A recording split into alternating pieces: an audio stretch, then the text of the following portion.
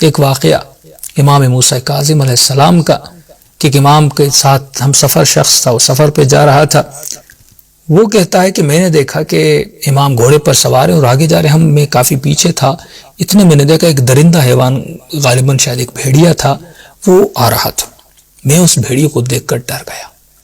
ڈرنے کے بعد میں نے خود کو میں وہاں سے دور ہوا اور میں کسی چٹان کے پیچھے جا کر چھپ گیا تاکہ یہ بھیڑیا مجھ پر حملہ نہ کر سکے. اب میں دور سے دیکھ رہا تھا کہ یہ بھیڑیا امام کے ساتھ کیا کرتا ہے، موسیٰ بن جعفر کے ساتھ کیا کرتا ہے. کہ اتنے میں نے دیکھا یہ بھیڑیا امام کی سواری کے قریب گیا اور اس نے اپنے دونوں ہاتھ امام کے گھوڑے کی زین کے قریب لائے اور اس نے سر کو جھکایا. اتنے میں امام نے بھی اپنا منہ اس کے قریب لے گئے اور ایسے لگ رہا تھا جیسے ان کے درمیان کوئی تکلم اور کلام ہو رہا ہے، آپس میں باتیں کر رہے ہیں. کچھ اس نے کہا اور امام نے دعا کے لیے ہاتھوں کو بلند کیا، کوئی دعا کی. دعا کرنے کے بعد یہ آگے چلتا گیا اور جب چھوڑ کر امام کو جانے لگا اور دوڑتا ہوا جا رہا تھا اور بہت بلند بلند آواز میں، جو حیوان جیسے آواز نکالتے، کچھ اپنی آوازیں کرتا ہوا جا رہا تھا.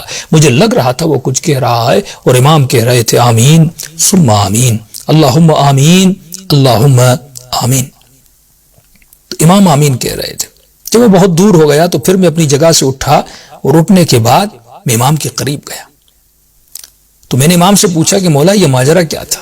میں تو سوچ رہا تھا وہ آپ پر حملہ کرے گا.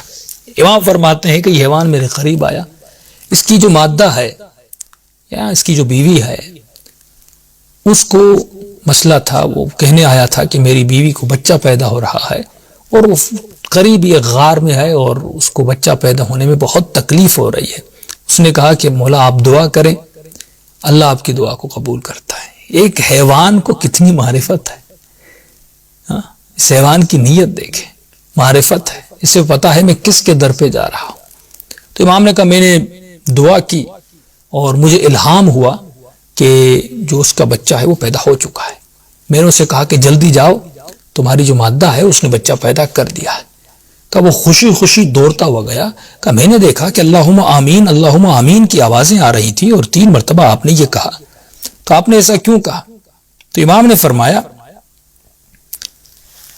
کہ وہ جب جا رہا تھا تو بلند بلند آواز میں کہہ رہا تھا، کیونکہ ہم نے دعا کی اور دعا قبول ہوئی، تو وہ بلند بلند آواز میں کہہ رہا تھا کہ پروردگارا، کبھی بھی محمد و آل محمد کا ماننے والا کسی ایسے صحرا میں پھنس جائے، اس کا گوشت ان درندوں پر حرام کرنا. یعنی یہ درندے کبھی بھی حقیقی محمد و آل محمد کے چاہنے والوں کو ان کے گوشت کو نہ کھائیں اور انہیں نقصان نہ پہنچا سکیں. اور جب وہ کہتا ہوا جا رہا تھا میں بھی یہی کہہ رہا تھا اللہم آمین ثم آمین، خدایا اس کی دعا کو قبول کر فرما اور ہمارے چاہنے والوں کو درندوں کے شر سے بچا.